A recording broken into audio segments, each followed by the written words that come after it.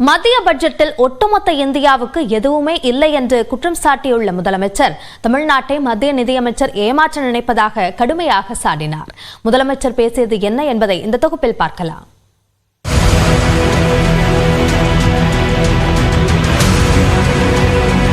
வடக்குல நடக்கிறது ஆட்சியா இல்ல வட்டி கடையா? மத்திய பட்ஜெட்டில் தமிழ்நாடு புறக்கணிக்கப்பட்டுள்ளதாக குற்றம் சாட்டி திமுக சார்பில் சென்னையை அடுத்த ஆவடியில் கண்டன பொதுக்கூட்டத்தில் முதலமைச்சர் இவ்வாறு காட்டமாக கேள்வி எழுப்பினார்.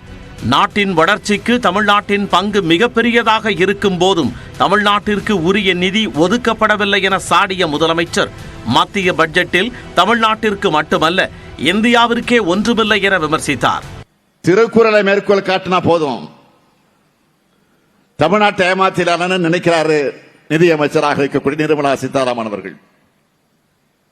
இப்போ புதுசா தெலுங்கு கவிதையை மேற்கோள் காட்டுகிறார். பேரு பெத்த பேரு தாக நீழல் ஏதுன்னு சொல்லுவாங்க. பேரு தான் பெரிய பேரு, ஆனா குடிக்க தண்ணி கூட கொடுக்க மாட்டாங்கன்னு அதுக்கு அர்த்தம். அந்த மாதிரி தான் பேரு என்னவோ ஒன்றிய பட்ஜெட், இந்தியாவுக்கான பட்ஜெட், வளர்ச்சி பட்ஜெட், ஆனா எதுவும் அதுல இருக்காது.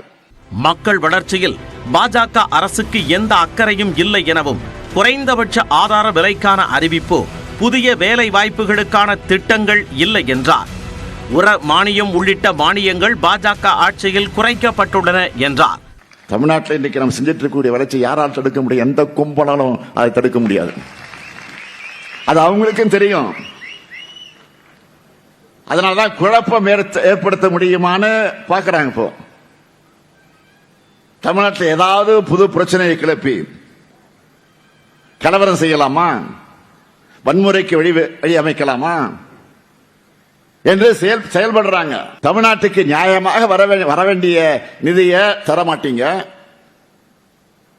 பேரிட நேரத்தில் கூட உதவி செய்ய மாட்டீங்க.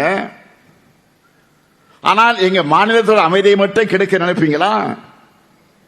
நீங்க ஏமாந்துதான் போவீங்க. திருந்துங்க, இல்லைனா திருத்தப்படுவீர்கள் எச்சரிக்கிறேன். தொடர்ந்து பேசிய முதலமைச்சர் தமிழ்நாட்டில் ஆளுநரின் எண்ணம் கெட்டதாக இருக்கிறது எனவும் அவர் மீதான வழக்கில் ஒரு வாரத்திற்குள் நல்ல தீர்ப்பு வரும் எனவும் குறிப்பிட்டார். பாதுகாப்பு இல்லாத மாநிலம் ஆளுநர் சொன்னத 2 நாட்களுக்கு முன்னால் தமிழ்நாட்டிற்கு சென்னைக்கு வந்த ஒன்றிய அமைச்சர் ஜோதிர் ஆதித்யா சிந்தியா அவர்களே மறுத்திருக்கிறார். மாநில அரசுக்கு கட்டுப்பட்டு ஆளுநர் செயல்படும் என்கிற உண்மையை பிரதமர் மோடி அவர்களே ஒப்புக்கொண்டிருக்கக்கூடிய நிலையில நான் கேட்கிறேன், இதற்கு என்ன பதில் சொல்ல போகிறார் ஆளுநர் ரவி அவர்கள்? பிரதமர் அவர்களே சொல்லியதற்கு பிறகு நான் ஆளுநரை கேட்டுக்கொள்ள விரும்புவது, ரவி திருந்தணும், வேற எதையும் கேட்கல. அமைதி பூங்காவாக திகழும் தமிழ்நாட்டில் பக்தி எப்போதும் மதவெறியாக மாறாது எனவும் முதலமைச்சர் மு.க. ஸ்டாலின் குறிப்பிட்டார்.